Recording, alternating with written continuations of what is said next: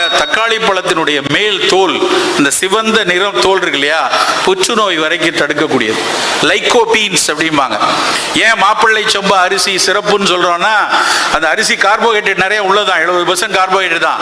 ஆனா அந்த மேல இருக்கிற சிகப்பு தொலி, அந்த சிவந்த நிறம், சிவந்த உமி, அதுல யாருமே கொடுக்க முடியாத லைகோபீனை ஆண்டவன் இயற்கை நமக்கு கொடுத்துருக்கு. அந்த லைகோபீன் தக்காளி பழ தொலியில இருக்கு, மாதுளம்பழ சிவப்புல இருக்கு, மாப்பிள்ளை சம்பா அரிசியில இருக்கு.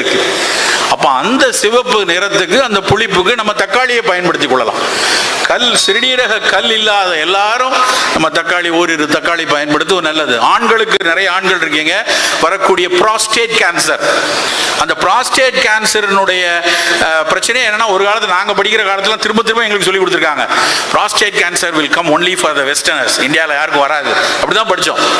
ஆனா இன்னைக்கு நிலைமை என்னன்னா, 50-55 வயசுல ராத்திரியில அடிக்கடி ஒண்ணுக்கு போகுதுன்னா போய் பார்த்தா பினைன் புரோஸ்டேட் ஹைப்பர்ட்ரோஃபிம்பாங்க.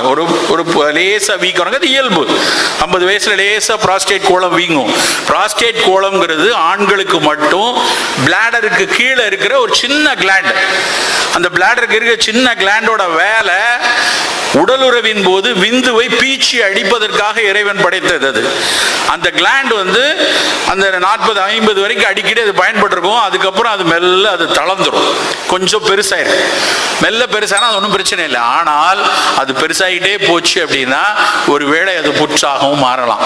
அப்போ உங்க மருத்துவர் போய் PSA டெஸ்ட் பண்ணுங்க, புரோஸ்டேட் ஸ்பெசிபிக் ஆன்டிஜன் பாருங்க.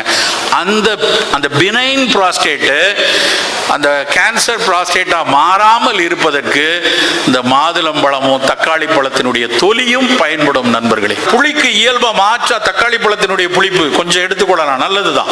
தக்காளி பழம் சிறுநீரக கல் இருப்பவங்களுக்கு ஆகாது. அதுல இருக்குது ஆக்சாலிக் ஆசிட். நிறைய பேர் நினைச்சிட்டு இருக்காங்க தக்காளி பழத்துல இருக்க விதை தான் போய் கல்லா மாட்டிக்குது அப்படின்னு. அது ஒரு பைத்தியகாரத்தனம். தக்காளி பழத்தினுடைய விதையெல்லாம் போய் சிறுநீரக கல்லெல்லாம் போய் மாட்டாது. தக்காளி பழத்தில் இருக்கக்கூடிய ஆக்சாலிக் ஆசிட் கால்சியத்தோட சேர்ந்து கால்சியம் ஆக்சலேட் அப்படின்னு ஒரு ஸ்டோன் ஆயிரும். அதுதான் சிறுநீரகத்தில் போய் மாட்டிடும். நிறைய பேர், நான் பெங்களூர் தக்காளி தான் வாங்குறேன், விதையெல்லாம் எடுத்துட்டு தான் சாப்பிட்றாங்க. அதெல்லாம் தப்பு. அந்த பல்ப், அதுல இருக்கக்கூடிய ஆக்சாலிக் ஆசிட் உடலுக்கு கெடுதி.